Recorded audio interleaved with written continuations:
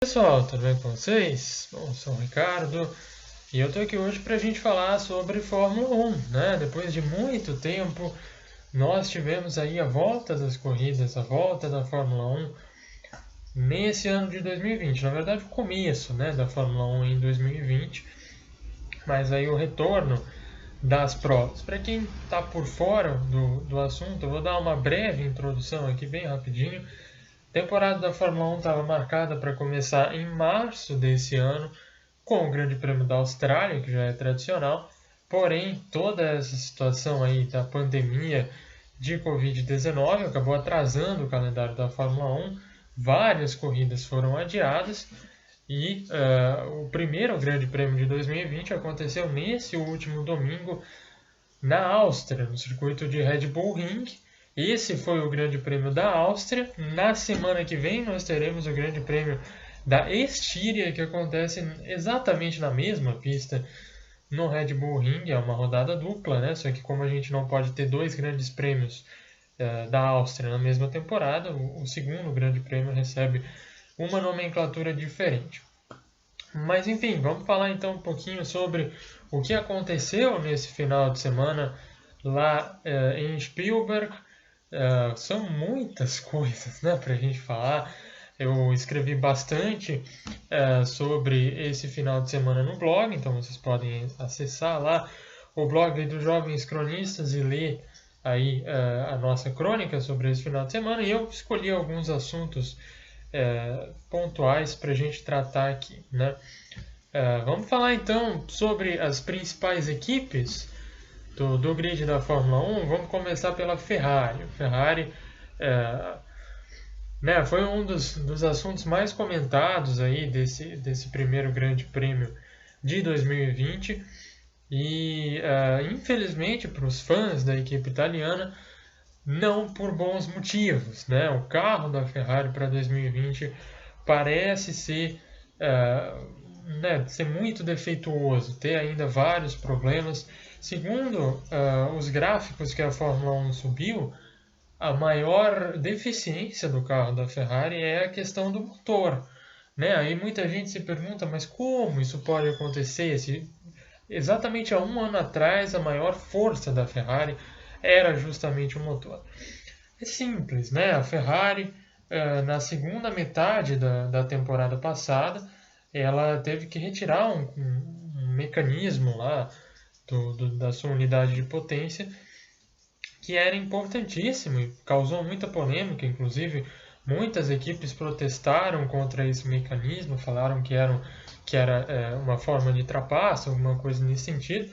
A FIA colocou panos quentes na situação, então não teve nenhuma punição para a equipe Ferrari. Porém, obviamente, a Ferrari teve que remover aquilo e não está usando isso nessa temporada. Então, esse mecanismo aí que foi o responsável pelo grande ganho da Ferrari no ano passado pode ser justamente o responsável por esse déficit de potência que o motor Ferrari tem nessa temporada de 2020. Além disso, a parte aerodinâmica também preocupa um pouco, né? O Mattia Binotto falou isso, que a Ferrari estaria perdendo cerca de 3 décimos na parte aerodinâmica. E aí entra outra situação, né? Que são 3 décimos numa pista em que a volta é completa em 1 minuto praticamente, né? A pole foi 1 minuto e 2, 1 minuto 2 e 7 ou 2 e 9, alguma coisa assim. Né? Então, esse déficit pode ser ainda maior do que a gente está imaginando por 3 décimos. Né? Se pegar uma pista, sei lá, por exemplo, Silverstone, né? Que a volta já é um pouquinho maior, pode ser coisa de meio segundo, 6 décimos, alguma coisa assim. Então, é uma situação bem complicada para a Ferrari, né?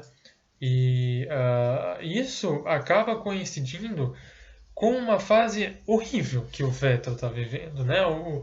Que deveria ser o grande líder da equipe nesse momento, né? O cara que é super experiente, que tem 4 títulos mundiais, que é identificado com a história da Fórmula 1, que é algo que está muito ligado à Ferrari. E, enfim, a fase do Vettel é péssima, né? O Vettel teve uma rodada ridícula nesse final de semana também, como costuma ter já nas últimas temporadas. E, enfim, dessa vez a situação parece até pior por conta das declarações, né? O Vettel deu declarações muito fortes. Ele disse que ficou feliz por ter rodado só uma vez, porque o carro era muito ruim. Depois o Mattia Binotto, ele não rebateu assim de uma maneira muito áspera, mas ele disse era importante que os dois carros tivessem marcado pontos. Vettel terminou em 10º nesse domingo, só na frente do Latifi de Williams, né? Então é uma situação bem complexa realmente a que a Ferrari vive. E esse pódio do Charles Leclerc, eu ainda nem cheguei no Charles Leclerc, né? Mas o Leclerc conseguiu o pódio, a segunda posição.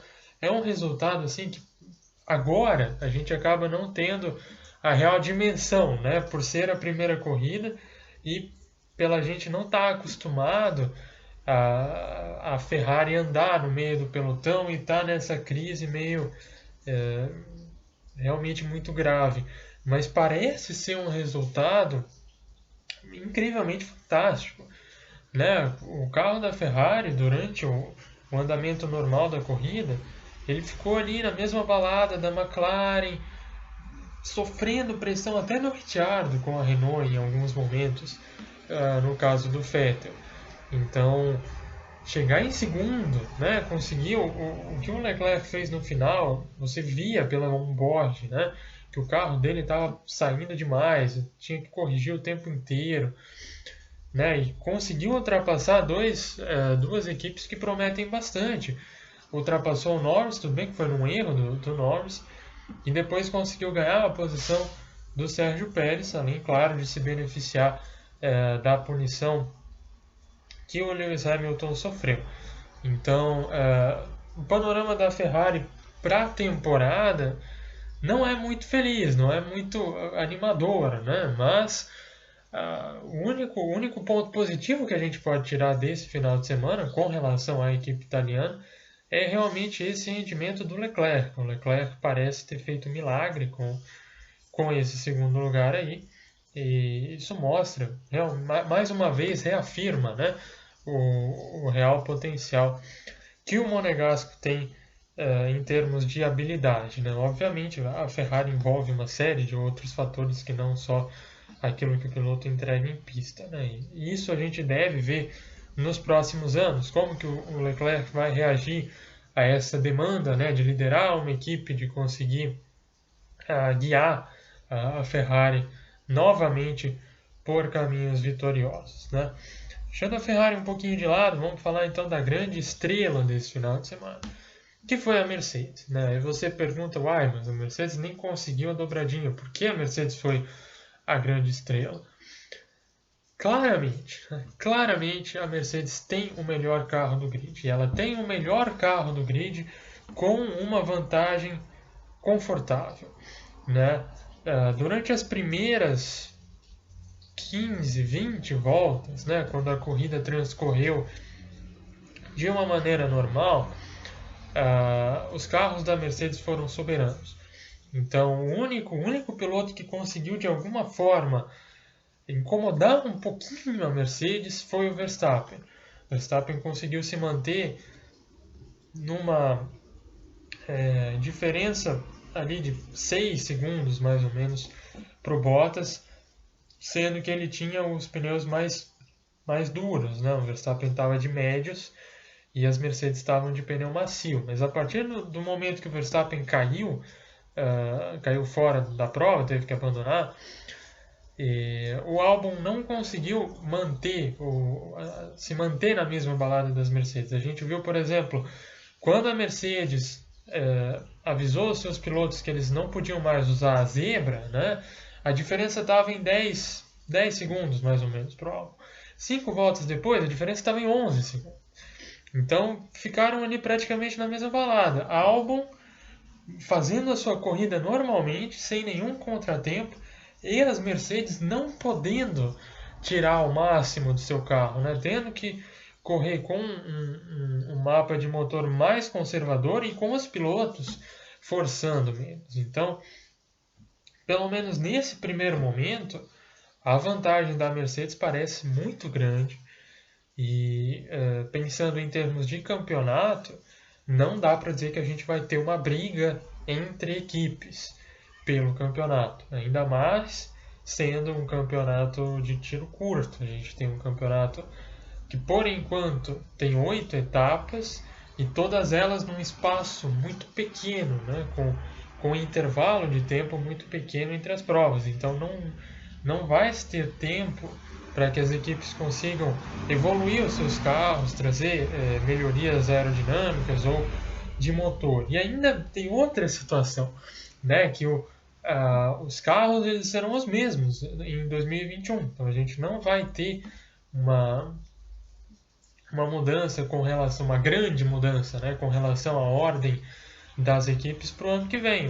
A base do projeto vai ser a mesma desse ano. Obviamente vão acontecer melhorias, né, porque a gente vai ter muitos meses aí durante esse período, mas de maneira geral os carros serão os mesmos. Então, por enquanto, a Mercedes parece ser a grande vencedora desse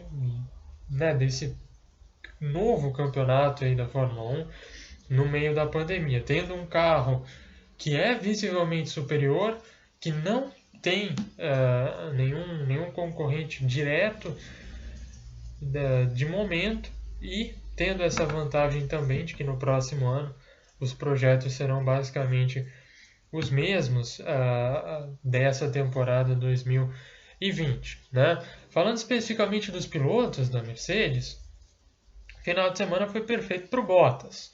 Perfeito em termos de resultado. Né? Porém, se a gente voltar um pouquinho e analisar o desempenho dos pilotos, também ficou claro que o Hamilton foi mais rápido do que o Bottas no decorrer da prova no domingo.